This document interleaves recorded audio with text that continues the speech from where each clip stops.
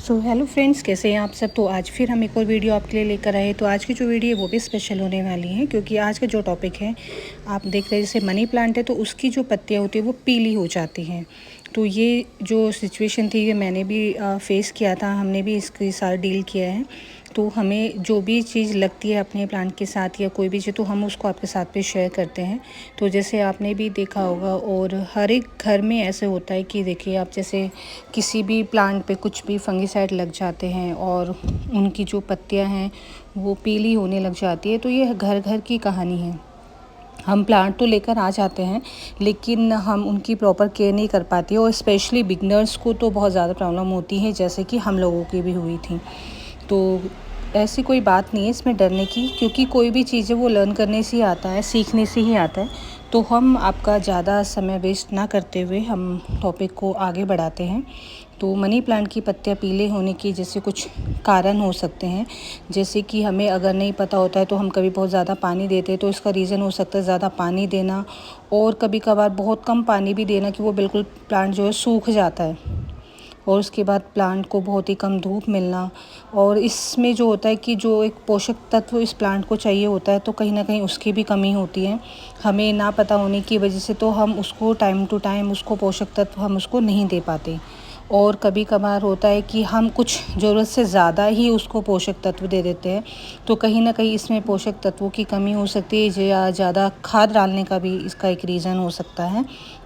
इसके अलावा जैसे इसमें कीड़े या फंगस जो होता है उसकी रूट्स में लग जाती हैं, और प्लांट्स की लीव्स में भी लग जाती हैं। आप देखते हो कुछ पेस्टिसाइड्स ऐसे होते हैं जिसकी वजह से पूरा प्लांट हमारा ख़राब हो जाता है, रातों रात ये ख़राब होने लगता है। इसी तरीके से हमारे देखिए इस प्लांट्स में भी ऐसी प्रॉब्लम हुई थी। तो इनसे बचने के लिए जो पौधे की मिट्टी होती है, पहले आपको उसकी नमी को चेक करना है, जांचना है, और आपको ये देखना है कि गमले में जो पानी का जो निकासी है वो सही है या नहीं है। क्योंकि आपको गमला भी ऐसे चूज़ करना है कि आप उसमें पानी दें और जितना पानी प्लांट को लेना होता है वो उसमें एब्जॉर्व कर लेता है। उसके बाद एक्सेस वाटर निकलने का भी उस गमले में जगह होनी चाहिए, एक नीचे जो उसमें होल होता है। अगर नहीं है तो आप उस गमले में कर लीजिएगा, क्योंकि कभी कभार कुछ लोग होते हैं वो जैसे गमला ख़रीद के लेकर आते हैं एज इट इज़ उसको लगा देते हैं, क्योंकि उनको पता नहीं होता। तो इस तरीके से कुछ चीज़ों की हमें भी ध्यान रखना होगा। तो उससे पर्याप्त, लेकिन इतनी धूप दे कि वो जितनी उसको रिक्वायर्ड है। ऐसा नहीं कि आप उसको 24 घंटे बहुत ज़्यादा तेज़ धूप में रखें, सिर्फ कुछ ही घंटे की धूप, और ज़्यादा तेज़ धूप में उसको ना रखें कि कहीं ना कहीं धूप का जो है अप्रत्यक्ष रूप से वो प्लांट पे पड़े। और साथ ही इसमें एक संतुलित एक लेवल में जो है आप इसमें खाद की मात्रा जो इसमें ऐड करें, ठीक समय से आप इसकी देखभाल करते रहिए, जिससे कि आपका जो ये प्लांट है फिर ये हरा भरा रहेगा। तो कुछ और ऐसे रीज़न जो मैं आपको क्लियरली इनको बताना चाहूँगी। जैसे पत्तियाँ पीले पड़ने के कारण जैसे रहता है कि हम ज़्यादा पानी इसमें दे देते हैं, जिसकी वजह से इसकी जो जड़ें होती है उनमें फंगस लग जाता है और फिर वो पीली पड़ने लगती है। कभी कभी कम या ज़्यादा धूप देने का भी रीज़न हो सकता है, कि जिसकी वजह से अगर हम बहुत ही कम धूप देते हैं तो पीली पड़ जाती है, और अगर हम सीधे डायरेक्ट धूप दे देते हैं तो उसकी पत्तियाँ क्या होती है, जैसे आप देख रहे हैं कि ये पत्तियाँ जल गई हैं तो वो जल जाती हैं, और कम धूप मिलने पे तो ये पीली पड़ ही जाती है। साथ ही इसमें रिक्वायर्ड फर्टिलाइज़र नहीं मिलता है, उसकी वजह से भी जैसे मैग्नीशियम में सल्फ़र की कमी होती है तब भी पत्तियाँ पीली पड़ जाती हैं। साथ ही इसमें अगर हम ज़रूरत से ज़्यादा खाद डाल देते हैं तो उसकी वजह से भी आपकी पत्तियाँ पीली पड़ने लग जाती हैं।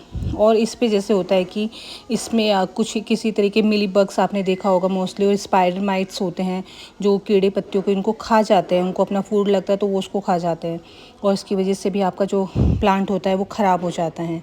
साथ ही आप होता है कि कुछ मनी प्लांट्स होते हैं जो पानी में हम ग्रो करते हैं, तो कभी कभार क्या होता है कुछ लोग उसको पानी में, जब उन्होंने इसमें पानी फिल किया होता है तो उसको एज इट इज़ रहने देते हैं, उसको चेंज नहीं करते। लेकिन अगर आप जो मनी प्लांट है उसको पानी में लगा रहे हैं तो उसको आप रेगुलरली उसको आप चेंज करते रहिएगा, फ्रेश और अच्छा साफ़ क्लीन वाटर उसमें डालिए, जिससे कि आप उसके फंगस से बच सकते हैं, पत्ती आपकी पीली ना पड़े और गल ना पाए। साथ ही कुछ उपाय ऐसे जो मैं आपको बताना चाहूँगी, जैसे मिट्टी की नमी को आपको टाइम टू टाइम चेक करना है कि कभी वो कहीं ज़्यादा सूखी ना हो, कहीं उसमें बहुत ज़्यादा पानी ना हो। अगर आपको लगता है कि ऊपर की जो सतह है वो अभी थोड़ा सूखी है तो आप तभी उसको थोड़ा पानी दें, अदरवाइज़ ज़्यादा पानी देने की ज़रूरत नहीं है। साथ ही ये बहुत ज़्यादा ज़रूरी है कि आप पानी की निकासी का चेक करें कि उसमें आप पानी कैसे निकाल सकते हो, पानी कैसे निकलेगा, और धूप इसको ज़रूर दें। आपको जहाँ पे चमकदार एक धूप की छाया आती है इस जगह रखिए, जिससे कि उस पर डायरेक्ट ना मिलके इनडायरेक्ट वे में उस पर धूप उसको मिलती रहे। साथ ही हर महीने में एक आप इसमें लिक्विड फर्टिलाइज़र आप इसमें कर सकते हैं, लेकिन जो खाद की मात्रा आपको रखनी है वो बहुत ही कम आपको रखनी है। साथ ही किसी भी तरीके का आप कीटनाशक का प्रयोग कर सकते हैं अगर आपको लगता है कीड़े लगे हुए हैं। और साथ ही जो इफ़ेक्टेड आपको कोई भी लीव्स आपको दिख रही है, रूट है, तो आप उस इफ़ेक्टेड एरिया को वहाँ से हटा दें, उसको काट दें। पत्तियों पे आप उचित जो भी कीटनाशक आपके पास है, जैसे नीम का तेल होता है, नीम का लिक्विड फर्टिलाइज़र भी आपको अलग से मिलता है, तो आप उसको भी समय समय पर आप इसमें इस्तेमाल कर सकते हैं। पानी का आपको खासकर आपको ध्यान करना है। अगर आप पानी में इसको लगा रहे हो तो आपको खासकर गर्मी के मौसम में तो हर 5 दिन में और सर्दियों में इसको हफ्ते में एक बार पानी ज़रूर देना है। साथ ही आप इसमें क्या कर सकते हैं, आप इसमें इप्सम सोल्ट का भी यूज़ कर सकते हैं। लाइक आप 1 लीटर पानी लीजिए और तो आपको इप्सम सोल्ट का भी यूज़ कर सकते हैं। जैसे मैंने बताया आपको भी 1 लीटर पानी में आप 1 चम्मच इप्सम सोल्ट मिला करके और महीने में 1-2 बार आप उस पर स्प्रे कर सकते हैं। इससे पत्तियों का भी जो पीलापन है वो कम हो जाएगा।